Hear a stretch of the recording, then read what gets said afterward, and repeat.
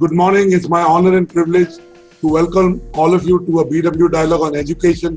Today we are speaking in the backdrop of the Teachers' Day. It's 5th September. I have a very special guest today at the BW Education Leadership Series.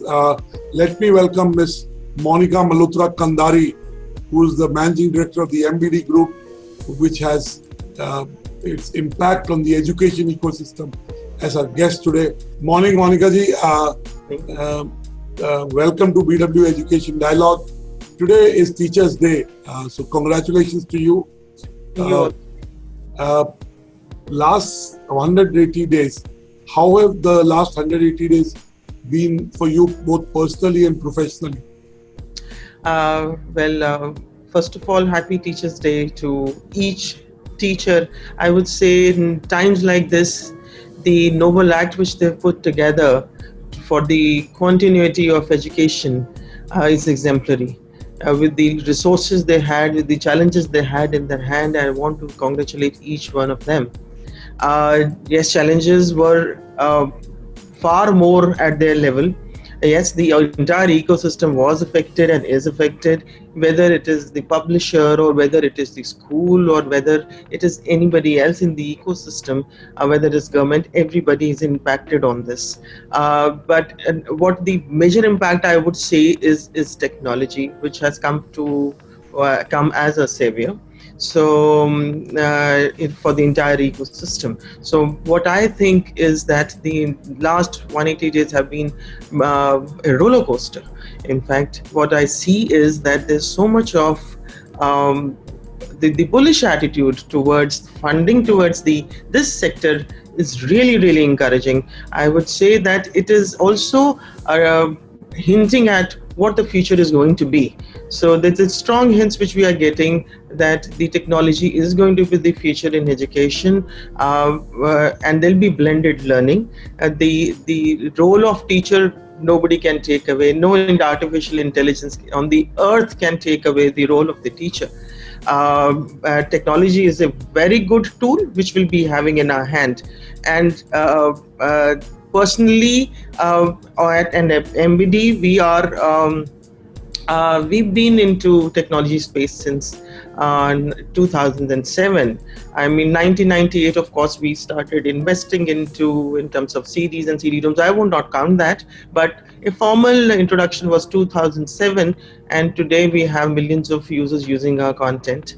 So, and in future, we are also leveraging our strengths into technology space, and we're going to launch our app very soon, in about next week, I would say, and we'll talk about it later. But then I think that this 180 days have been a great experience in terms of the fallouts, the failures, and the strengths which we can gather for future.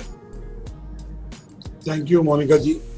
Now, you rightly said you cannot take teachers out of the equation. Yes. And technology has been a savior. You said that. Yes. How, teachers have to be at the heart of the learning and teaching experience. The new education policy envisages that.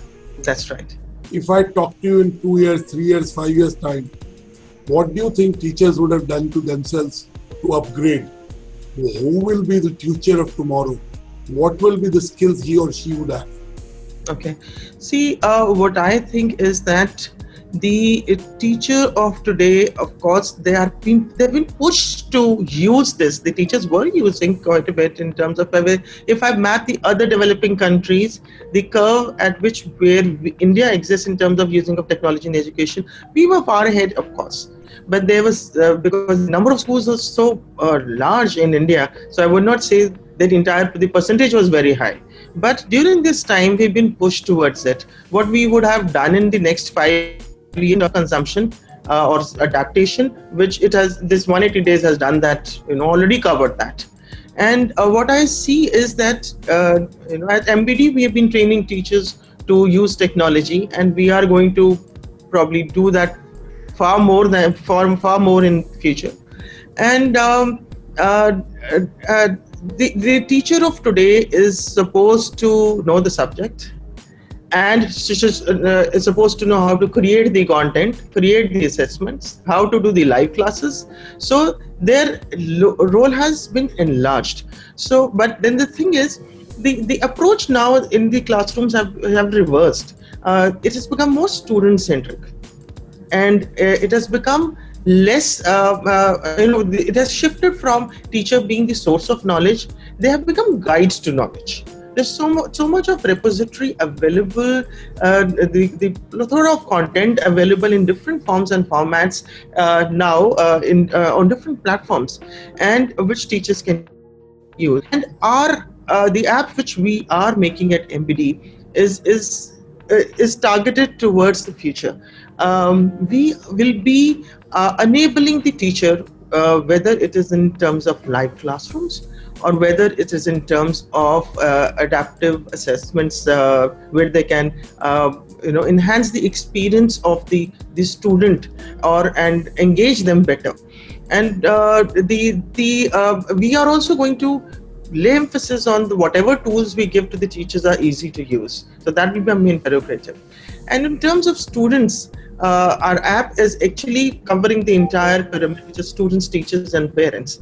So the students here will be getting dynamic content, and whether it is in English or Hindi or regional languages or other vernacular languages of the world, or we are talking about any kind of boards, any kind of curriculum, and or they are that the adaptive assessments is going to help them in the individual learning process. So what we think is that but the most important thing which our app is the robust technology with the AI and ML, which we'll be using, the in-depth analysis of each and every student, so that the analytics are going to be very, very strong. It's going to help the teacher. So very futuristic approach, whether it's 5 years or 10 years hence, which we are following, and we think that the teachers have to be given easier tools. So they have a lot on the table already. Even if technology comes to their savior and then it does all the analytics for them, but ultimately they have to service the end mind, where where they see the students are doing well, and eventually, like the NEP now also has been linked to the national goals, they have a large task on hand, whether skilling or upskilling also we are looking at. So they have a lot on the table now to deliver.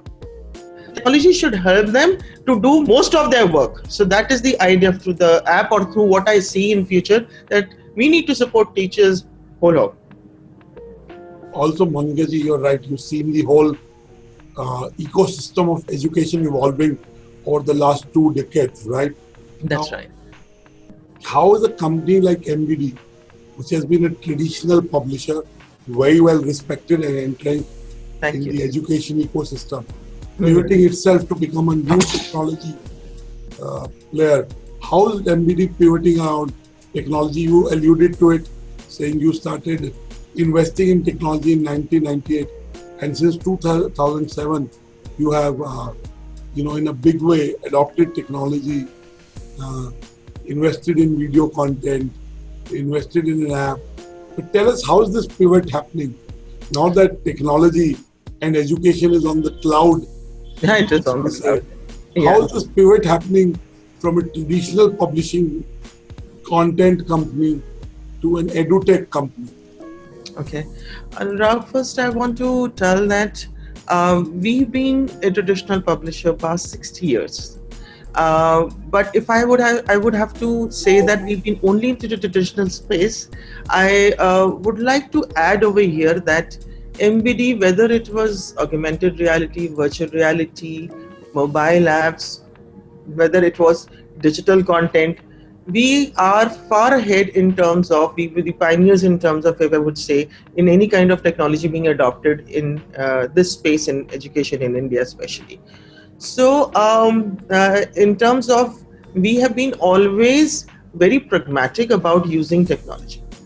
If I say today, from 2007 till today, that we have about 3 million users already using our content. And what we are looking at, our strengths are our teacher connect, They've been associated with us for consumption of content, for reviewing of content, for giving their feedback in different ways, and for creation of content also. And the core strength, I would say, which will our focus is the way we have brought the physical book education to the ecosystem, which everybody knows that MBD is into the space for mass, where it is for masses, it is affordable. So our key strength, I would say, will remain again going forward, will be to bring affordable solutions in technology space to the students, teachers, and parents. And also it is that we are going to the quality of content which people in 60 years don't have no doubts about that, or they were not doubtful about what content MBD creates. So that is our very, very big strength again. Then if I talk about that, that the legacy which we have, people which believe that whether it is state board, whether it is a CBSE or an ICSE board, the any work in the vernacular content, any kind of other language content, MBD has been always in that space, in the heart. So of doing books or content which is well suited, personalized, and customized to a particular state or a particular school or student. So that is what our prerogative is, that we will be creating and delivering these services and content at affordable prices for millions of users in their mother tongue. So that is what it is, where we want to be, and our outreach to 70,000 schools each year, where our legwork is our greatest strength. Moving forward, our strength will be technology. That'll be the heart of MBD.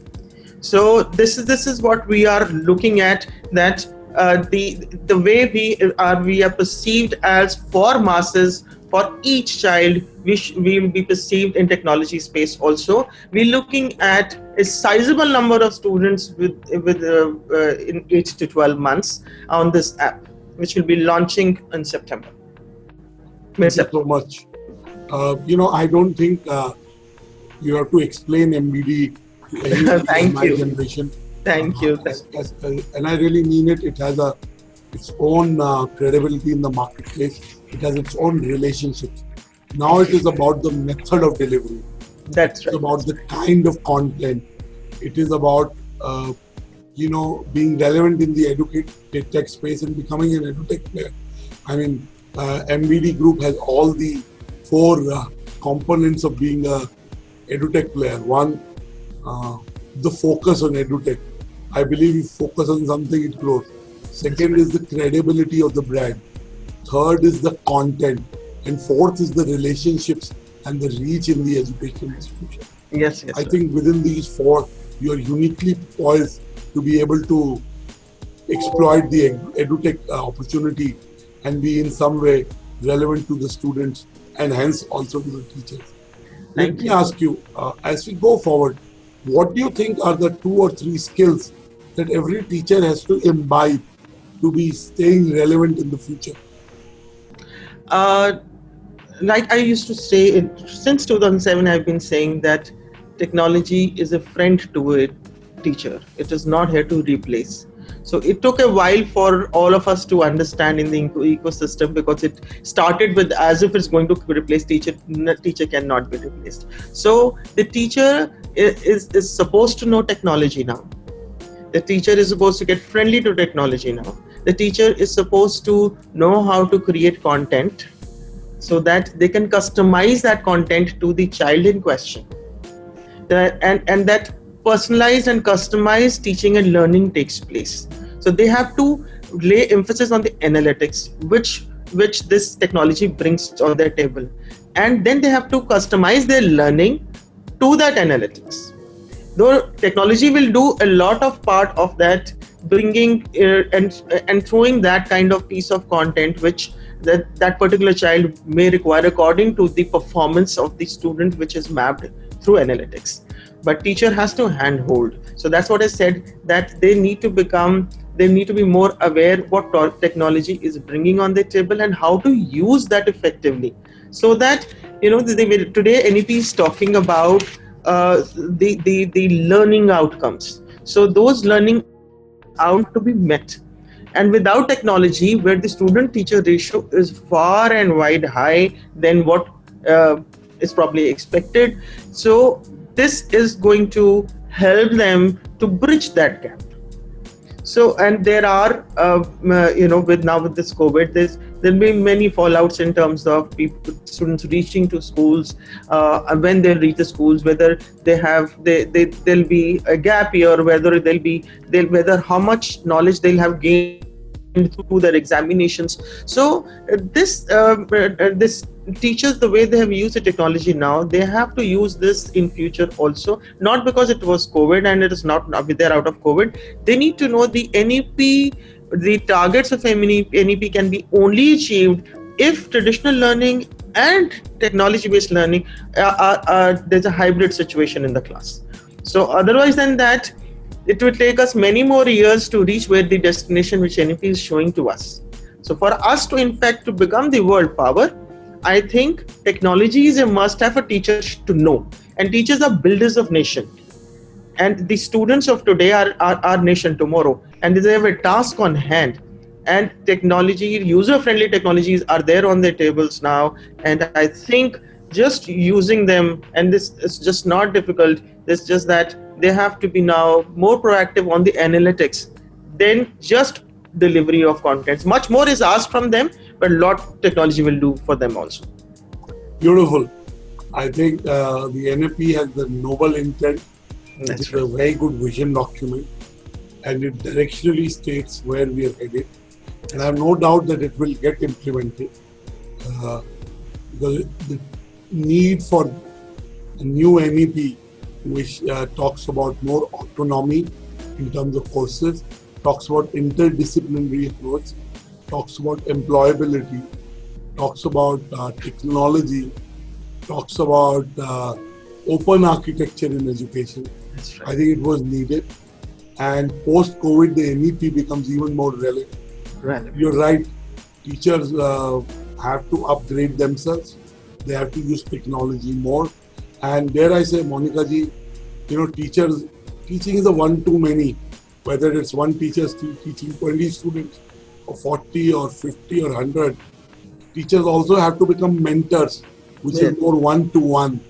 This is about building on the strengths of that individual student and helping him or her realize their own potential and help them become the best version of themselves. That's right. Let me also ask you, when you see the environment, and I'm talking of the academic environment, I'm talking of the education ecosystem, what are the top 2-3 trends you see going forward? What are your predictions? We can only see that there will be a blended learning. You can't do away with the campuses overnight. There's a certain life skills that you learn by being on the campus. We know technology and talking to the camera will become important, have become important. But teaching is not just talking to the camera. It's much more than that. These trends are already visible. Tell us which are the other trends that you see because of your huge experience in the education sector. Please guide us on that. Sure. Now, I totally agree with you. The blending learning is going to be the future. If you think that for lifetime, a student is going to take a 3 to 4 hour or class and being in front of the apparatus or device, and then doing self-learning also for 1 to 2 hours, and then doing assessments. So much of screen time is impossible for the entire life. Student life, they have to do that. So the teacher interaction, the life skills, these upskilling and skilling will happen in schools. There's a lot of character development which happens in the school, which technology cannot bring in. The teachers are the drivers of nation, I said. The way they propel them to do better, to succeed, it is only with the care and the effect of teacher and parents which we have in our lives. So we can't have teachers and parents on just camera and we think that they are going to be impressionable as they are today. So that cannot be taken away. So as I said, technology is going to be creating a tool. It's not there that, okay, today it's replaced and it's replaced forever. There is a post-COVID situation also, which is hybrid situation. The other thing which I'm looking at is the large oversized economies are trying to take a leapfrog towards technology because of this COVID. Now more we are pushed towards it. And there are large funds which are millions of dollars of funds which are parked especially for education. I mean, if I look at in the last 180 days, the amount of funding which has come to the education sector is humongous. And I think that I presume that what I am looking at, that there'll be more Indian companies in Unicorn Club soon reaching, especially in the education space. This is what I look at. So the future is very bright. Another thing which I look at is when we look at the kind of funding which is happening, it is more towards seed funding. So I would say like 50% or more than, I think 60% of funding which has come, it is at that level, which is the earliest stage, like in startups, which again tells us that if in time of COVID, the funding has come to such startups, that means the future is quite bright and they're very bullish about the future in education. That's why at this stage they have put funding in it. So this trend is not fashionable, it's here to stay. So this wave is a huge wave. It is not is going to go and come. It is going to stay. So I think that this sector is looking up, and in future also this is going to have furthermore high tide in this. So this is what, and I think with, again, coming back to NEP, as you know, being in education space, we have a lot of goals to achieve, national goals and goals of the world organizations and the goals to achieve, and technology will be the catalyst. So this is what I think is a very big role, but we're totally equipped towards it. So we have about 4,000 startups in India itself. So the world is looking towards it. The entire, not only in India, I think the world is driven towards it. There are a lot of many economies who were using technology and they were at different places in the graph, but now they are more pushed towards it. So a lot of dependency is going to come in technology, and the intervention of human factor is going to change face, is going to transform in a way to adapt to that and to bring in the positivity of technology, they have already done. So achieve the main goals. So the way will be shortened, I think, and we'll be more sure of what we want to achieve. So this is what I think. Thank you so much, Monica ji. My last question to you. Yeah. Any space that you talk about the humongous amount of funding that has come into the education space, it also means that it has attracted a lot more smaller players and a lot of bigger players also into education. Yes, so yes. What will make somebody win in this very competitive edutech landscape? The one and the only thing to start with is technology. There are a lot of technologies which mushroom, but they are not robust enough. India is too large with 1.7 million schools. The amount of students is humongous, and the landscape which we're catering to is very different. I mean, in one part of the state is very different, the other, the needs are different. The customization of the consumption of content, the customization of tests, adaptive assessments, adapting to each child's need.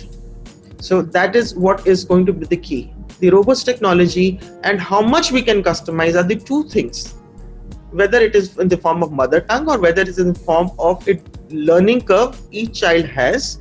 So the future is going to be customized experience, whether in form of teaching and learning, with robust technology in the heart of whatever content you're delivering.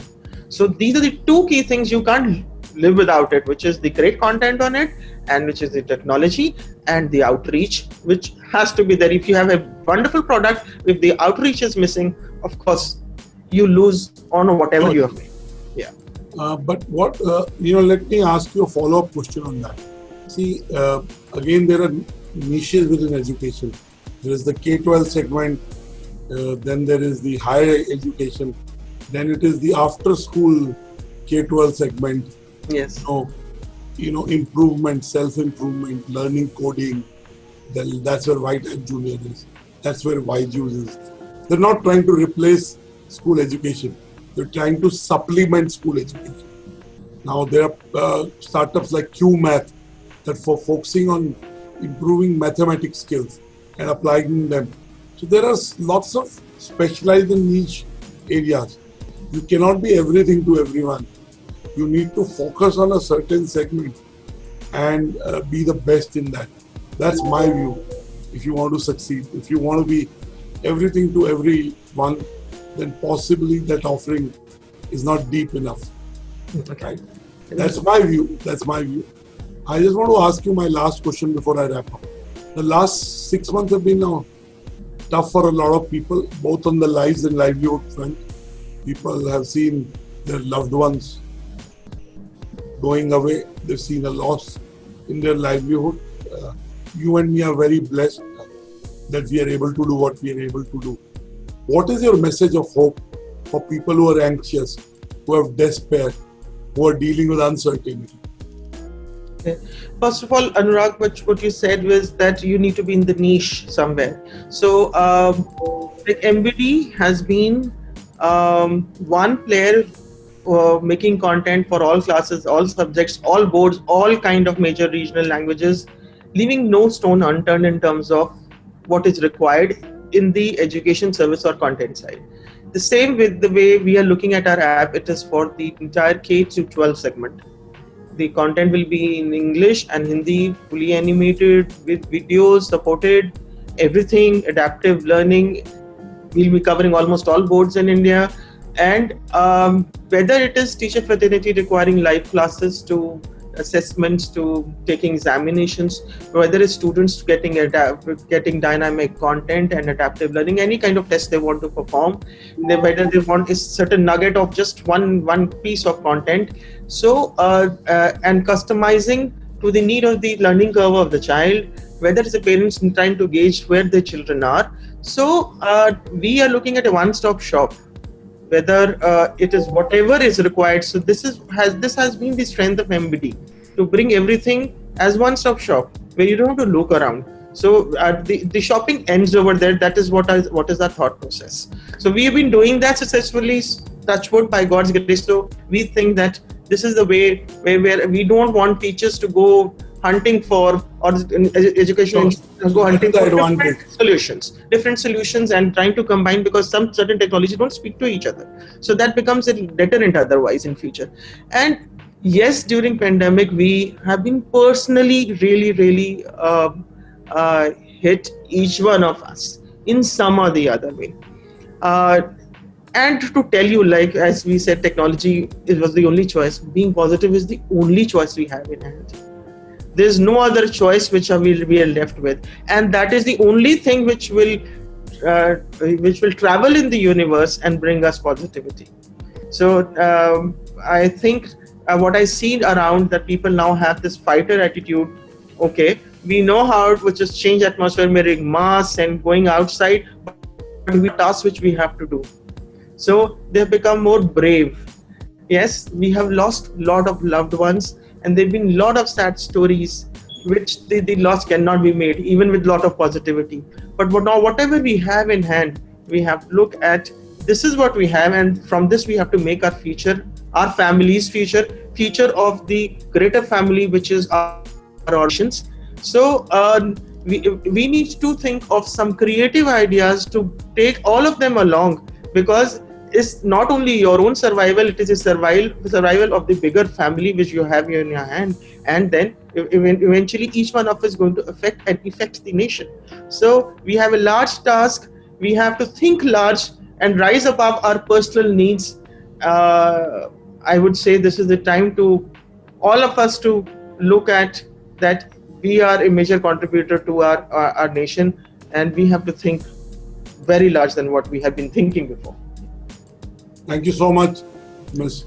Monica Malhotra Kandhari, Managing Director of the MBD Group, for talking to us. Thank you for taking us through the journey of MBD and how MBD is pivoting to become the Edutech company. And as I rightly said, that it has all the ingredients of being a blockbuster. It has the experience of 5 decades, it has relationships, it has content, and it has been an early adopter of technology. So within this, you're sitting on something that can have a huge impact to the education ecosystem. So we wish you luck. Thank you so much. We look forward to having a conversation soon again with you. Thank you for talking to BW Businessworld. Thank you. BW Education on Teachers Day. And thank you for your contributions to the ecosystem. And happy Teachers Day again. Happy Teachers Day again. Thank you so much. Thank you.